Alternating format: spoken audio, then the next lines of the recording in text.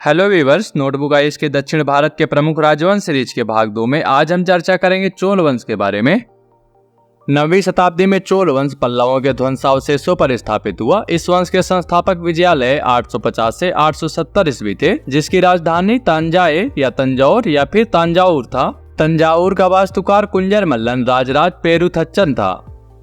विजयालय ने नरकेसरी की उपाधि धारण की और निशुंभ सूदनी देवी का मंदिर बनवाया। चोलों का स्वतंत्र राज आदित्य प्रथम ने स्थापित किया। पल्लवों पर विजय पाने के उपरांत आदित्य प्रथम ने कोदंडराम की उपाधि धारण की। तक्कोलम के युद्ध में राष्ट्रकूट नरेश कृष्ण तृतीय ने परांतक प्रथम को पराजित किया। इस युद्ध में परांतक प्रथम का बड़ा लड़का राजादित्य मारा गया। रामराज प्रथम ने श्रीलंका पर आक्रमण किया। वहां के राजा महिम पंचम को भागकर श्रीलंका के दक्षिण जिलारोहण में शरण लेनी पड़ी। राजराज प्रथम श्रीलंका के विजित प्रदेशों को चोल साम्राज्य का एक नया प्रांत मुंबई चोल मंडलम, जिसकी राजधानी पोलन्नरुआ थी, बनाया। राजराज प्रथम शैव धर्म का अनुयायी था। इसने तंजौर में राजराजेश्वर का शिव मंदिर बनवाया। चोल साम्राज्य का सर्वाधिक विस्तार राजेंद्र प्रथम के शासनकाल में हुआ है। बंगाल के पाल शासक महिपाल को पराजित करने के बाद राजेंद्र प्रथम ने गंगैकोंड चोल की उपाधि धारण की और नवीन राजधानी गंगैकोंड चोलपुरम के निकट चोल गंगम नामक विशाल तालाब का निर्माण करवाया। नजर डाल लेते हैं चोल काल में भूमि के प्रकारों पर। वेल्लन बगाई गैर ब्राह्मण किसान स्वामी की भूमि होती थी। ब्रह्मदेव ब्राह्मणों को उपहार में दी गई भूमि होती थी।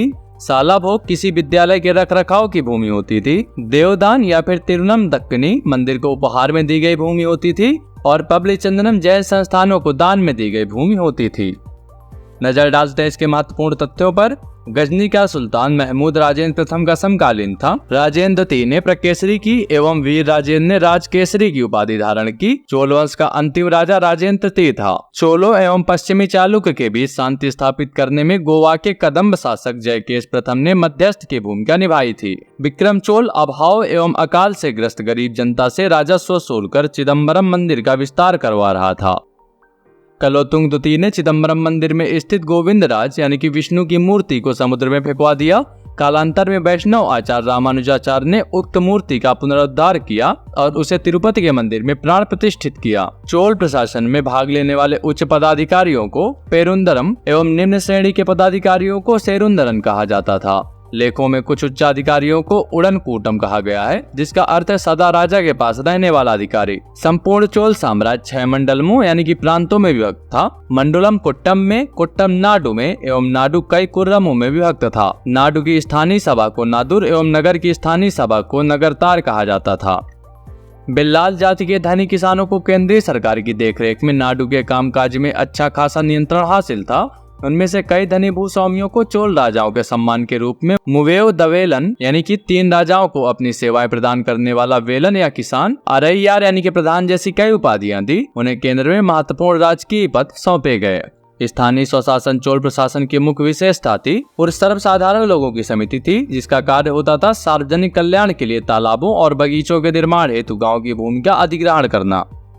अब जान लेते हैं सभा या महासभा के बारे में। यह मूलतः अग्रहारों और ब्राह्मण बस्तियों की सभा थी, जिसके सदस्यों को पेरुमक्कल कहा जाता था। यह सभा वरियम नाम की समितियों के द्वारा अपने कार्य को संचालित करती थी। सभा की बैठक गांव में मंदिर के निकट वृक्ष के नीचे या तालाब के किनारे होती थी। व्यापारियों की सभा को नगरम कहते थे। चोल काल में भूमि कर उपज का 1/3 भाग हुआ करता था। गांव में कार्य समिति की सदस्यता के लिए जो वेतनभोगी कर्मचारी उत्तर मेरूर अभिलेख के अनुसार सभा की सदस्यता रखते थे, उन्हें मध्यस्थ कहा जाता था। ऐसे ही महत्वपूर्ण वीडियोस के लिए सब्सक्राइब करें हमारे YouTube चैनल नोटबुक आईएएस को।